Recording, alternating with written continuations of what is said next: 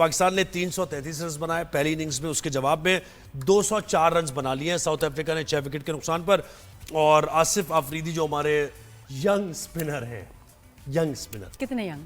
मतलब 40 इयर्स मेरे ख्याल है उनकी एज है, वो यंग है। ठीक है? अगर आप सही फिट हो ना तो 40 भी यंग है। 4 विकेट्स उन्होंने लिए, बहुत अच्छा परफॉर्म किया नंबर। और साजिद ने 1 विकेट लिया, एक शाहीन शाह अफरीदी ने विकेट लिया।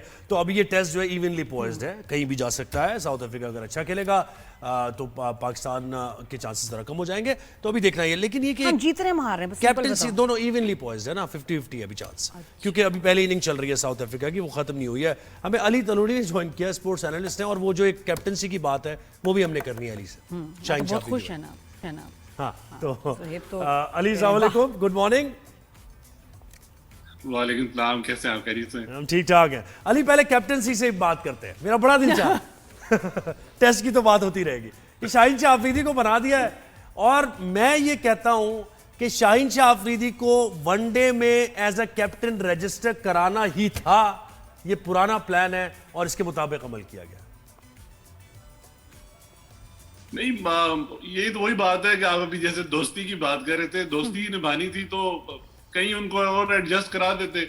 पर मामला ये है कि शाहीन शाह अफरीदी को अगर आपने कैप्टन बनाना था, उन्होंने पीएसएल में अच्छा परफॉर्म किया है, उन्होंने अपनी टीम को पीएसएल चैंपियन बनाया है, तो आप उनको T20 का बना देते। और दूसरी तरफ सलमान अली आगा की परफॉर्मेंस भी कोई T20 में इतनी अच्छी नहीं है। इवन उनकी जब उनके एशिया कप के बाद आए जब, तो ये बात हो रही थी कि उनकी T20 में जगह भी नहीं बनती, और उन्होंने पूरे एशिया कप में कोई इतना अच्छा परफॉर्म भी नहीं किया, तो आप उनको रिप्लेस कर देते। पर मसला यहाँ पे वही है कि कोई मेरिट नहीं देखना, बस किसी को खुश करना है, दोस्ती निभानी है, एडजस्ट करना है। कि कहीं से हुक्म आया होगा कि भाई हुक्म अदूली ना हो जाए, तो कहीं बस ये करना ही है, तो बस वो कर दिया, बस ये ऐसे ही हुआ है। बिल्कुल, बाबर को हटा दो, फिर रिजवान को ले आओ, फिर शादाब को हटा दो, फिर उसके बाद फिर बाबर को ले आओ, फिर शाहीन शाह अफरीदी को ले आओ। हाँ। मतलब ये चीज। लेकिन वैसे ये कि मैं बहुत जगह देख रही थी, वीडियोस बन रही थी, तो उसमें डायरेक्ट ये कि तो इनके तो सुसरी शाहिद आफरीदी हैं, उनकी सिफारिश होगी, देखिए वो जो हैं वो इनको जो है आगे लेके आते हैं, वो फेवर्स जो हैं लोगों से लेते हैं इनके लिए, कुछ इस तरह की बातें आ रही हैं। भाई देखिए, नेपोटिज्म का ऐसा इल्ज़ाम लगना और बार बार लगना कि इवन परफॉर्म करें ना करें हमेशा on Shaheen Shah Afridi, do you think it's fair Ali, आप सही है? नादिया, देखिए, जब वही बात है, जहां से धुआं उठता है तो आग वहीं पे होती है। मामला यही है कि जब ये बातें हैं और उसका पूरा एक कॉन्टेक्स्ट है, हम इस पे वही बात है पहले भी बात कर चुके हैं। मामला जो शाहिद अफरीदी हैं, उनका बड़ा असर रसूख है पूरे सिस्टम में। जो मोहसिन नकवी हैं, उनके साथ उनके ताल्लुकात कैसे हैं, यहाँ पे जो नंबर 1 है उनके साथ उनके ताल्लुकात कैसे हैं, तो वो चीजें बड़ी मैटर करती हैं।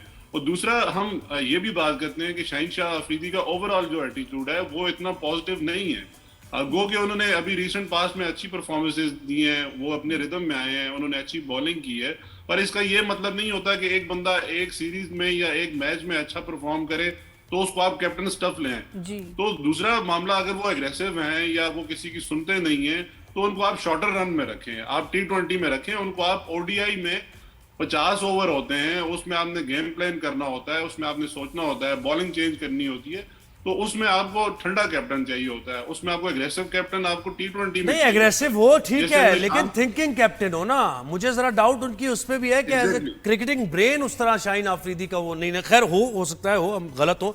अच्छा, आज टेस्ट की बात करते हैं। आसिफ आफरीदी को तो अच्छा, फिर इसका मतलब है टीम में डाला है, इस सेकंड टेस्ट में उन्होंने परफॉर्म कर दिया है, 4 विकेट्स ले लिए हैं और 204 रन बना लिए हैं। किस तरफ जा रहा है मैच ये? जो भाई अभी तो इवन है, आप जैसे बात कर रहे थे कि अभी तो मैच इवन है, अभी कोई किसी की साइड पे नहीं है। क्योंकि दूसरा, अगर हम अभी यहाँ से थोड़ा इनको पकड़ लेते हैं, हम इनको 100 रन की या इवन 70-80 रन की भी हम लीड ले लेते हैं, तो ये एक बड़ी लीड होगी। दूसरा, आपने आसिफ अफरीदी की बात की, तो क्योंकि विकेट इतनी स्पिनिंग फ्रेंडली है, तो वहां तो उन्होंने परफॉर्म करना ही था। और क्योंकि हमने 3 स्पिनर्स के साथ गए, तो हमें पिच कंडीशंस का भी पता था, वहां सब बात भी कर रहे हैं। आपने देखा दूसरी तरफ महाराज आए, उन्होंने 7 विकेट ले ली, तो इस तरफ हमारी तरफ तो अच्छे स्पिनर हैं और हमारा होम ग्राउंड है, तो हमने तो यहाँ परफॉर्म करना ही था। और वही बात है कि अच्छे स्पिनर लेके आए, 39 साल की उम्र और 5 पर हो गया, तो वो 5 पर हो गया भाई, 5 पर हो गया, 5 विकेट्स ले लिए हैं, 210 पे 7 आउट हो गए। ये अपडेट है। आसिफ अफरीदी ने 5 ले ये लिए। बड़ी अच्छी बात है, पर ये कि हमें ये भी सोचना चाहिए कि हमें अपने लॉन्गर रन में, फ्यूचर रन में अपने यंग टैलेंट को मौका देना चाहिए, एडजस्ट नहीं करनी चाहिए, दोस्तियां नहीं निभानी चाहिए। तो ये चीजें बड़ी मैटर करती हैं। सही बात। ये पीएसएल का वैसे क्या कोई न्यूज़ है, कब हो रही है? पीएसएल की न्यूज दे ऐसे कि में कब हो रही है, मेरा कोई फास्ट हमेशा- बॉलर आ जाए, जी। वहां से टैलेंट आ जाए तो जरा बैकअप बन जाए। है ना वैसे, लेकिन पीएसएल कुछ अनाउंस हुआ है किस महीने कब कहाँ होगा? एक अलग ना फेस्टिवल सा होता है, ये रौनक होती है, मजा आता है।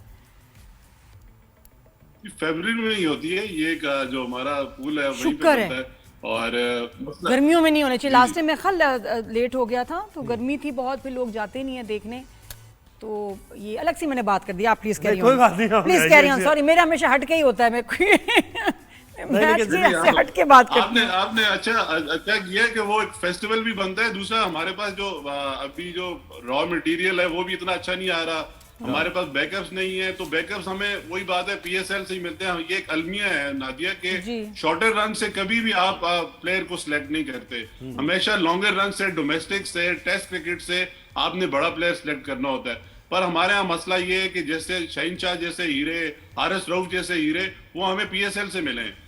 तो जब इस तरह के हम फॉर्मेट को सिलेक्ट करेंगे तो ये कोई लॉन्गर रन के लिए अच्छा नहीं होता। नहीं, देखिए सिलेक्ट तो आपने करना ही नहीं। देखिए आपने फास्ट बॉलर तो सिलेक्ट करना ही नहीं है। एहसान उल्लाह बेहतरीन बॉलर था, नजर आ रहा है कहीं? पता नहीं है। शाहनवाज दहानी कहाँ है टीम में? नजर नहीं आ रहा। फास्ट बॉलर्स आपने वही 1-2 रखने हैं कि खिलाना है, नहीं हाँ उन्हीं को है आपने, उनका बैकअप नहीं होगा, बाकी ऑलराउंडर्स खिला देंगे, एक को बदल के दूसरे को ले आएंगे। तो ये चल रहा है ना टीम में। बिल्कुल। ये खुरम शहजाद, आपके पास इतने अच्छे बॉलर हैं और आपने शाहनवाज दानी का नाम लिया, दूसरे आपने नाम लिए। मसला वही है कि यहाँ पे बैकअप की बात की नहीं जाती, रिप्लेसमेंट की बात की नहीं जाती। यहाँ पे क्रिकेट में हमारे पीसीबी में लाडले हैं, जैसे साइम अयूब की हम बात करते थे। साइम अयूब को खिलाना है, परफॉर्म कर रहे हैं, नहीं कर रहे, खिलाना है। शाहीन शाह अफरीदी परफॉर्म कर रहे हैं, नहीं कर रहे, खिलाना है।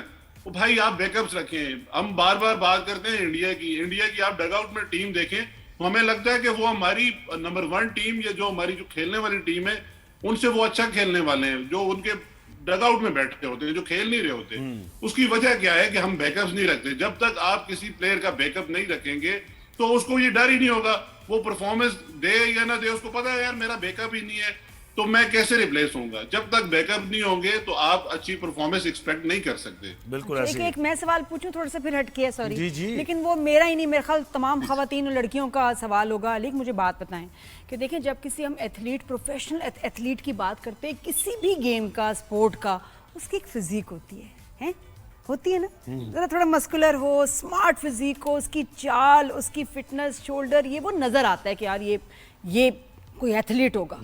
दूर से आप पहुंचाते हैं, और उसका हाइट से कोई ताल्लुक नहीं, ठीक है ना, हाइट तो हमारे इख्तियार में नहीं, लेकिन बॉडी को कितना आपने मस्कुलर बनाना है, कितना फिट लगना है और कितना आपने एक्टिव लगना है, वो तो हमारे हाथ में। तो ये हमारी जो माजी में क्रिकेटर्स बड़े फिट स्मार्ट फिजिक होती थी, अभी क्यों इतने ढीले ढाले लग रहे हैं?